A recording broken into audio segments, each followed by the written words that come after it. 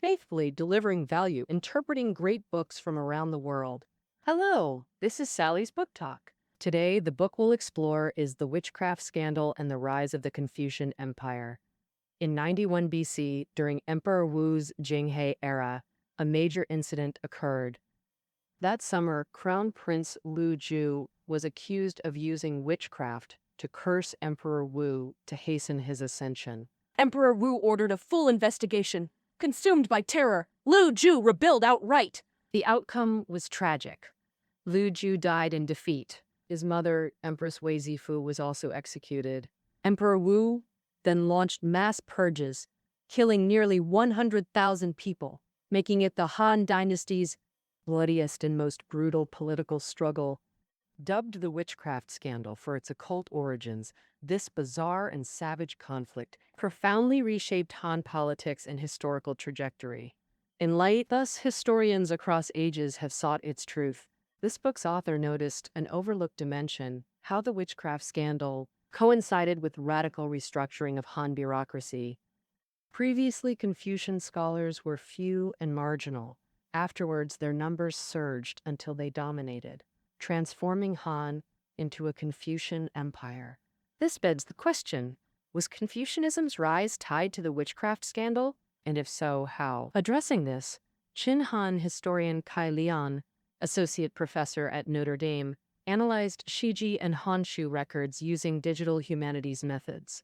He argues the witchcraft scandal ignited Confucianism's ascent as China's dominant ideology. This book, The Witchcraft Scandal and the Rise of the Confucian Empire, chronicles that rise. I'll now interpret it in 4 parts. Part 1, The Minority and Officialdom, Confucianism and Scholars in Early Mid-Western Han. Part 2, Coup and Restructuring, How the Scandal Rewrote Power Dynamics.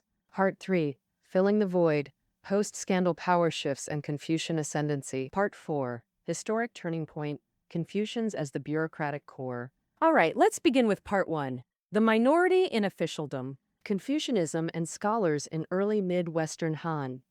Learning from Qin's collapse, Han rulers abolished harsh laws and taxes at founding, adopting Huan Lao's non-interventionist policies through Emperor Gao's reign. During the reigns of Emperors Hui, Wen, and Jing, the nation was stable, wealth increased, and social vitality was restored. According to historical records, the Han Dynasty at that time had full granaries, abundant national treasury, presenting a scene of prosperity. In 1401 BC, the 16-year-old Liu Che ascended the throne as Emperor Wu of Han. Emperor Wu was young and ambitious, eager to achieve great deeds, and unimpressed with the Huan Lao philosophy that advocated minimal intervention, wanting to change the status quo. Thus, Emperor Wu issued an edict seeking new strategies for governing the country. Dong Shu, a great Confucian scholar from Hebei, accurately grasped the emperor's mindset, impressing him with the vigorous and proactive Confucian doctrine, and he himself gained favor. In 34 BC, Dong Shu proposed to exclude the 100 schools of thought from the official education system, retaining only Confucianism, which Emperor Wu approved. Known as the famous policy of dismissing the 100 schools and solely honoring Confucianism. It is generally believed that from then on, Confucian scholars were heavily employed, gradually becoming the core of the bureaucracy, and Confucianism became the mainstream ideology of ancient China, lasting over 2,000 years. However, the author of this book, after examining 2 aspects of Emperor Wu's reign, found that the real history is much more complex. What are these 2 aspects? One is the composition of high-ranking officials, and the other is the relationship among Confucian scholars. First, we'll discuss the composition of high-ranking officials. High-ranking officials in the Han Dynasty were mainly the 3 excellencies and 9 ministers. The 3 excellencies refer to the chancellor, grand commandant, and imperial secretary, responsible for administration, military, and judiciary, respectively. Below the 3 excellencies, the 9 ministers handled specific affairs like palace guard, judicial trials, finance, and taxation. It can be said that the three excellencies and 9 ministers formed a small group within the entire bureaucracy. This small group was responsible to the emperor above and commanded all officials below, with status and power second only to the emperor. So, who could enter this small group? One is imperial relatives and nobles, and the other is meritorious officials and their descendants. Take the head of all officials, for example. For the chancellor, several famous chancellors of early Han, like Xiao He, Fan Kuai, and Chen Ping, were founding heroes. Zhou Yafu, once heavily employed by Emperor Jing, was a descendant of a meritorious official. Emperor Wu is recognized as a monarch who implemented bold reforms, revitalizing the government. So, in terms of talent selection, did he make any breakthroughs? With this question in mind, the author of this book examined the 3 excellencies and 9 ministers during Emperor Wu's reign. In his 54 years on the throne, he appointed a total of 142 individuals, of whom 77 have known origins, backgrounds, and records. Historical records clearly show that among these 77 people, 45 were imperial relatives or descendants of meritorious officials, accounting for 58%, and one case for 57%, while the remaining 42% of high officials came from relatively humble backgrounds. This indicates that compared to previous emperors, Emperor Wu of Han indeed valued officials' abilities more. Even if you were from an ordinary family, as long as you excelled, you had a chance to rise. For example, Zhang Tong, a famous harsh official in the Han Dynasty, was born into a minor official's family. He was proficient in law and skilled in judging cases, earning Emperor Wu's appreciation, and was promoted to Commandant of Justice, one of the 9 ministers, specifically handling major cases concerning state affairs. Another official promoted from the grassroots was Gongsun Hong. It was said that he studied legal documents to establish affairs, and yet adhered to scholars with Confucian arts, meaning he was familiar with documents and laws, understood bureaucratic rules, and could use Confucianism to embellish things. This made Emperor Wu very happy. Gongsun Hong later became the imperial secretary and chancellor, becoming the first Confucian scholar to hold one of the 3 excellencies in the Han Dynasty. Does this indicate that Confucian scholars would rise with the momentum? Things are not that simple. According to the author's statistics, among the high officials during Emperor Wu's reign, those who could be considered Confucian scholars, including Gongsun Hong, barely added up to 6, and Gongsun accounting for 7.8% of the 77 high officials, a very small proportion. In reality, Emperor Wu employed people without discrimination. Regardless of which school or faction, he valued ability above all. His beloved generals, Wei Qing and Hua Kubing, were both imperial relatives. Ji An, who held high positions for a long time, was a follower of the Hong Lao philosophy, while an important advisor, Han Angguo, adhered to legalism. Therefore, Emperor Wu appreciated Gongsun Hong as an individual, not as a sign of promoting Confucian scholars as a whole. Moreover, Gongsun Hong was not close to other Confucian scholars. This brings us to the relationships among Confucian scholars. According to common belief, Confucian scholars share similar backgrounds and views, so they should band together for warmth and jointly strive for interests. Sima Qian's records of the Grand Historian, in the biographies of Confucian scholars, records the deeds of many Confucian masters and their disciples, giving an impression of orderly succession and mutual support among scholars. But what is the reality? Next, I will use the 3 most famous Confucian scholars during Emperor Wu's reign, Dongjung Shu, Gongsun Hong, and Zhu Fuyun, as examples to illustrate the true relationships among Confucian scholars. All 3 were proficient in the Confucian classic Spring and Autumn Annals, skilled at finding justifications for the emperor's decisions between its lines. Even so, they still had significant differences. Dong Zhongshu had ideals and ambitions, attempting to use Confucian doctrine to constrain imperial power and prevent the emperor from acting arbitrarily. Moreover, he was an incorruptible and upright official who would never flatter, frame loyal officials, or commit such deeds. In contrast, Gongsun Hong and Zhu Fuyan were the kind who would stop at nothing to climb higher. Understandably, these three didn't get along. Dong Zhongshu deeply despised Gongsun Hong, privately calling him a sycophant unfit to be chancellor. Holding a grudge, Gongsun Hong found an opportunity to send Dong Zhongshu to Shandong to serve King Jiaoxi, Lu Duan as chancellor. Lu Duan had a violent temper and often killed innocents. Gongsun Hong hoped he'd eliminate Dong. Fortunately, Lu Duan wasn't foolish enough to fall for it. Barely escaping, Dong returned to Chang'an only to fall into Zhu Fuyan's trap. in 35 BC, two fires broke out at the Han Emperor's ancestral worship site. Dong wrote an essay interpreting this as divine punishment for unpopular policies. After writing, he left it on his desk for revisions. Zhu Fuyan visited that day, stole the essay unnoticed, and reported it to Emperor Wu. Furious, Emperor Wu gathered scholars to discuss it. One of Dong's students, unaware of the author, criticized it as absurd and foolish. This gave Emperor Wu his excuse.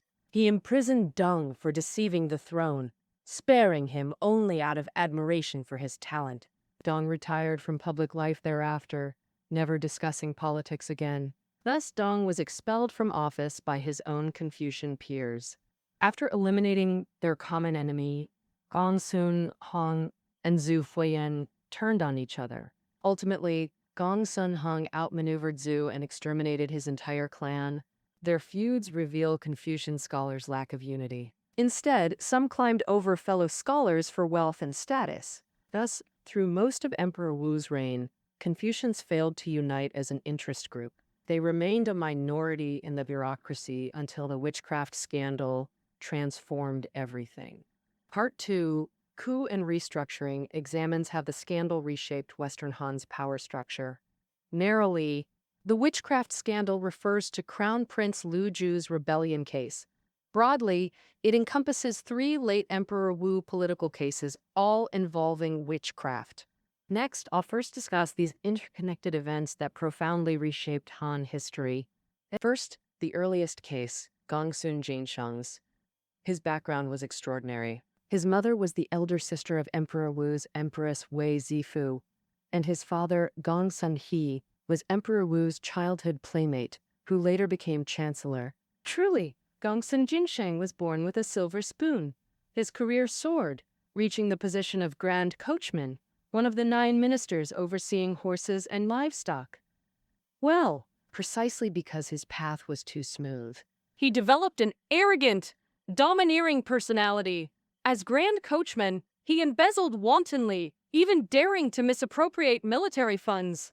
In February 91 BC, Gongsun Jinsheng's corruption was exposed, and Emperor Wu threw him in prison.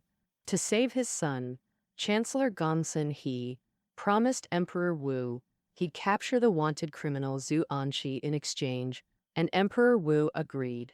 Gongsun He delivered as promised. So Gongsun Jinsheng should be saved, right?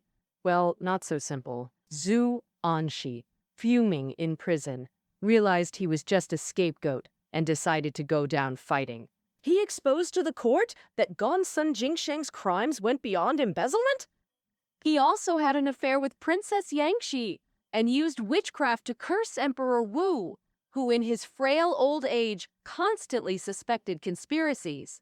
Zhu's exposure alarmed Emperor Wu, who ordered a thorough investigation that uncovered Gongsun Jinsheng directing sorcerers and treasonous witchcraft. Enraged, Emperor Wu exterminated Gongsun's entire plan, and implicated royalty were severely punished.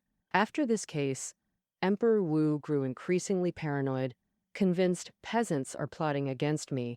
His severe suspicion drove him to unleash another bloodbath. Thus came Crown Prince Liu Ju's rebellion case. In summer 91 BC, Emperor Wu's illness flared up, causing great discomfort. His favorite minister Zhang Chong seized the chance to slander.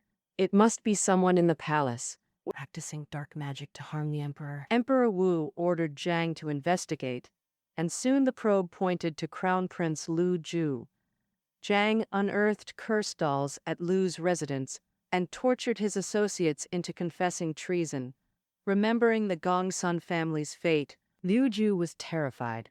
Convinced Emperor Wu would never spare him, he chose rebellion over waiting for death, killing Zhang Chong and raising an army.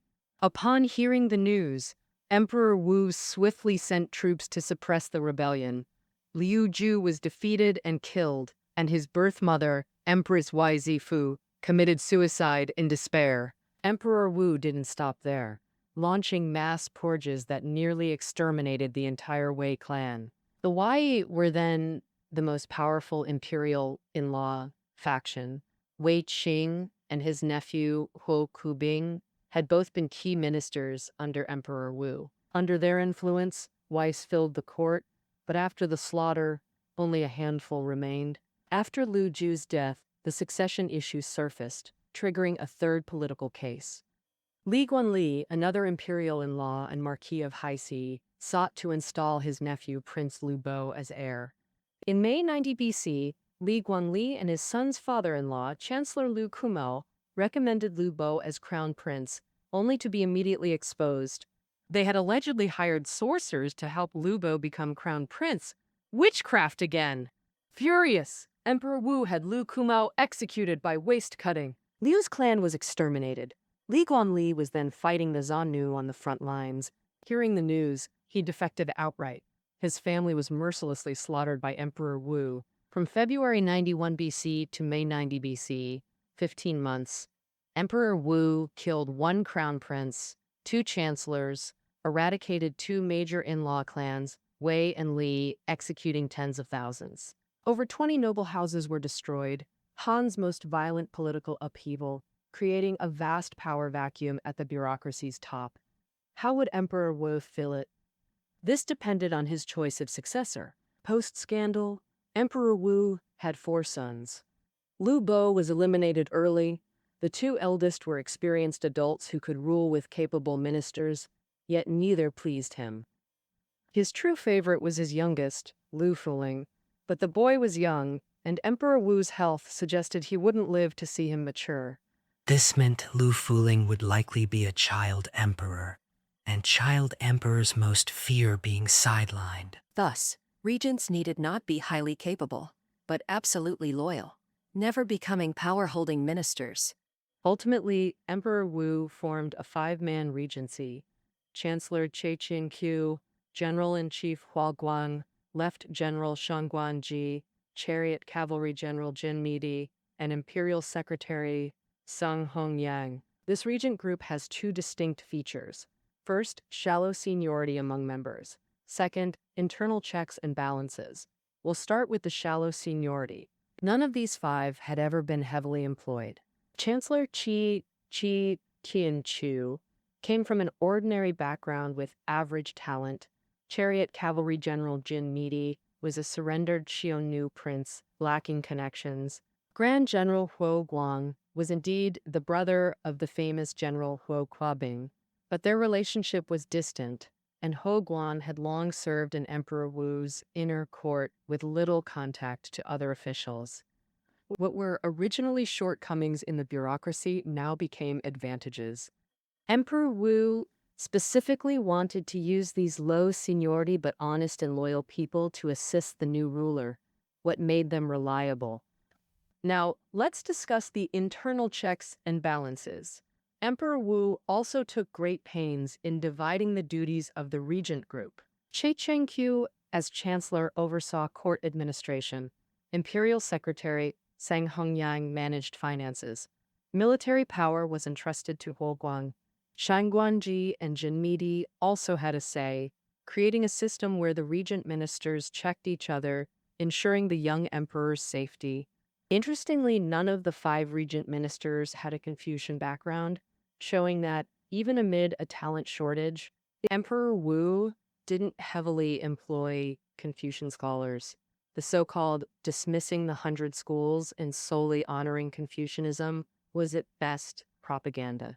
Emperor Wu didn't take it seriously. Yet, bizarrely, his restructuring of Western Han's power landscape precisely paved the way for Confucian scholars to step onto the center stage of politics. Part 3. Filling the Void. Huo Guang's ascendancy and the rise of the Confucian group. I'll now recount this process.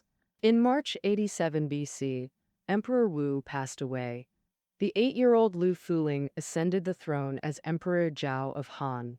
The regent group immediately began operating, and everything seemed stable.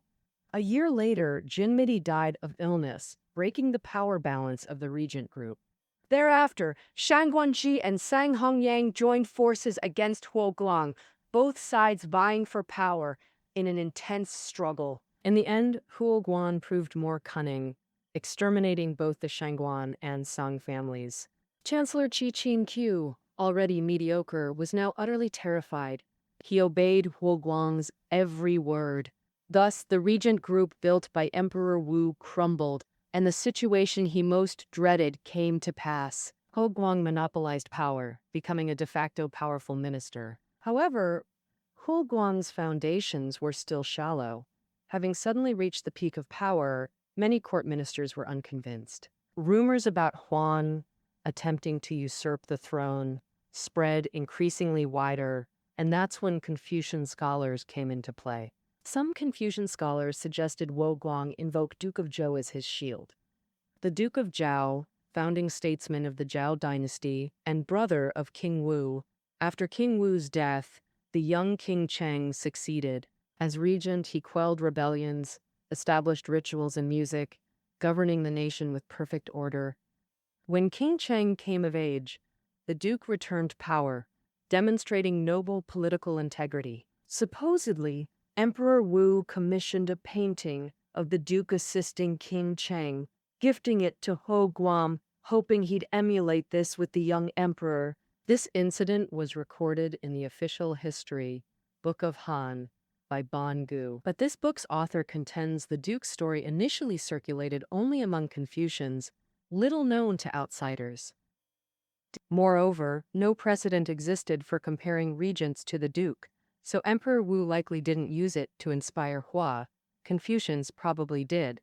To help Hua consolidate power, they deliberately linked him to the duke and amplified the narrative to prove his lack of ambition. Whether Hua harbored ambition is unclear, but clearly, since him, powerful ministers like Wang Mang, Cao Cao, Sima Zhao, and Ming Changzu Zudi all invoked the duke to whitewash their intentions. The duke's story first showed Hua Confucianism's utility in political struggles, and another crisis deepened his appreciation for scholars. In 74 BC, Emperor Zhao died childless. Courtiers advocated for Liu Ju, Emperor Wu's last surviving son, mature and robust, the logical heir. But if he became emperor, how could Huo monopolize power? Huo favored Liu He, Emperor Wu's grandson. At 17, politically inexperienced and playful, he'd be easier to control. But bypassing elders violated feudal norms. How to silence critics? Confucians again invoked Zhou precedents. King Tai chose younger son King Wen, who chose younger son King Wu. Thus, ancient sages valued merit over seniority. True, Lu Shu was Emperor Wu's son, but he was temperamental and lawless. Emperor Wu never favored him, while Liu He had potential to become a wise ruler. With Confucian's defense, Huo overrode opposition and brought Liu He to Chang'an. But Liu performed disastrously, issuing 1,000+ decrees in 27 days for revelries like temple dancing and palace livestock, utterly disgracing Huo. More fatally, Liu He attempted to weaken Huo Guang's power, touching the powerful minister's sensitive nerves. Huo Guang decided to depose him before Liu He could consolidate power. The specifics of Liu He's deposition were described by historian Xin Dayang in Marquis of Haihun. Liu He. Sally's Book Talk has covered this work.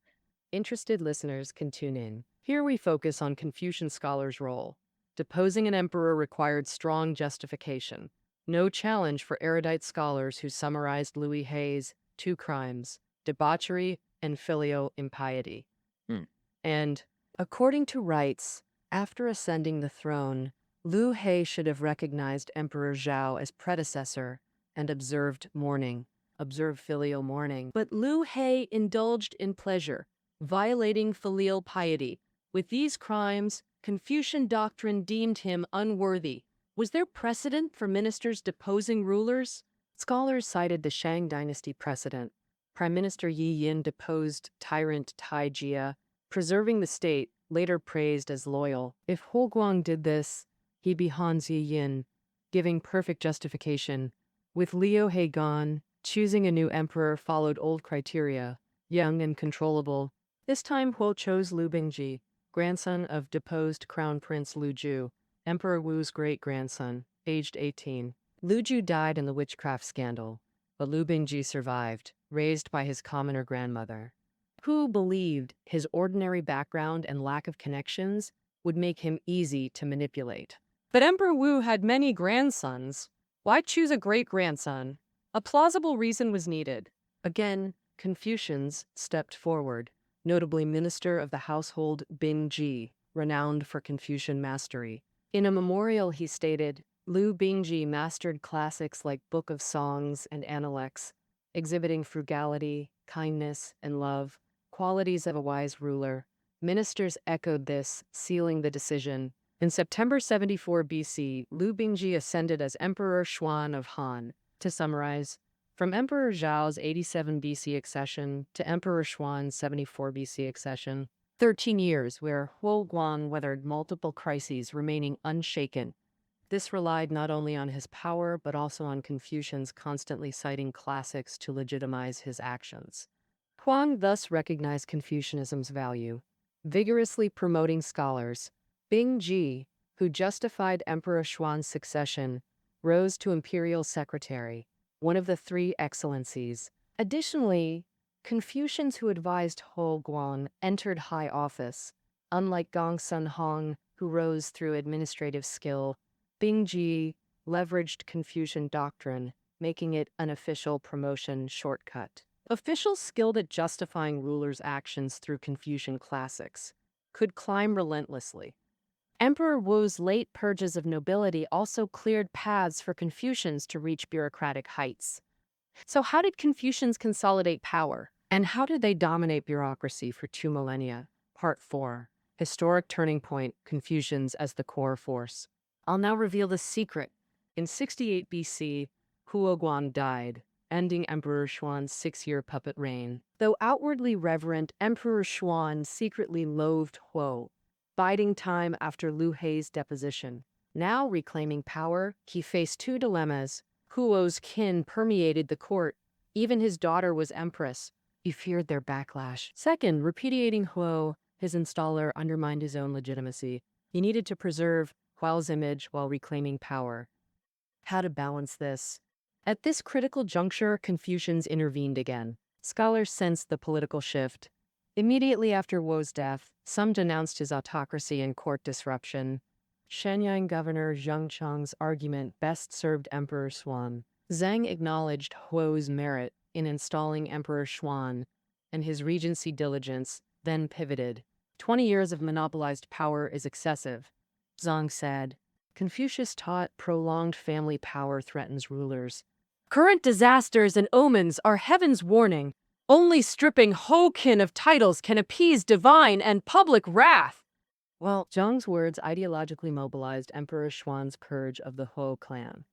In 66 BC, a massive hailstorm swept through Chang'an. Wei Shang and Xiao Wangji cited the spring and autumn annals, recalling how hail struck Lu state during Duke Xiao's reign when corrupt ministers held power. Sadly, Duke Xiao's hesitation led to his exile overseas. The implication was clear. Your Majesty, it's time to act. Emperor Xuan seized the moment decisively. Huo clan members either committed suicide or were executed, allowing him to reclaim full imperial power. The author notes, this taught Emperor Xuan how useful Confucian scholars were, those who rose by flattering Hua Guang, survived the clan's fall by switching sides promptly. Bing Ji, who justified Ho's installation of Emperor Swan, remained influential, becoming chancellor. Zhang Cheng, Wei Shang, and Xiao Longji also gained high positions. Crucially, Emperor Xuan saw Confucianism not just as a tool, but as the state's foundation. This related to his personal background. As mentioned earlier, he grew up among commoners without imperial education and distant from royalty. Even long after enthronement, his imperial bloodline faced skepticism. Thus, bloodline couldn't secure his legitimacy, his greatest vulnerability. Confucianism's interaction of heaven and mankind offered a solution. This theory held that just governance brings auspicious signs while tyranny causes disasters, earthquakes, floods, droughts. Scholars had used frequent disasters to topple the Hua clan. After Emperor Xuan took power, they shifted to praising his auspicious signs. Countless auspicious omens were reported nationwide during his reign. Of his 7 era names, 4 came from omens: divine pheasant, 5 phoenixes, sweet dew, and yellow dragon. This proclaimed his rule stemmed not merely from blood but divine approval of his virtue. In 51 BC, Emperor Swan summoned 23 scholars to the Stone Canal Pavilion in the Imperial Library. This conference established the 5 classics: Book of Songs, Book of Documents, Book of Rites, I Ching, and Spring and Autumn Annals as Confucianism's core, cementing its status as Han's official ideology. Right. From then on, Confucian scholars rose rapidly, gradually becoming mainstream in officialdom. For example, Emperor Xuan ordered portraits of 11 meritorious officials painted in the Kulin Pavilion of Huiyan Palace for commendation, the famous 11 Heroes of Kulin Pavilion. Emperor Xuan also selected 7 tutors for the Crown Prince, 5 of whom were Confucian scholars.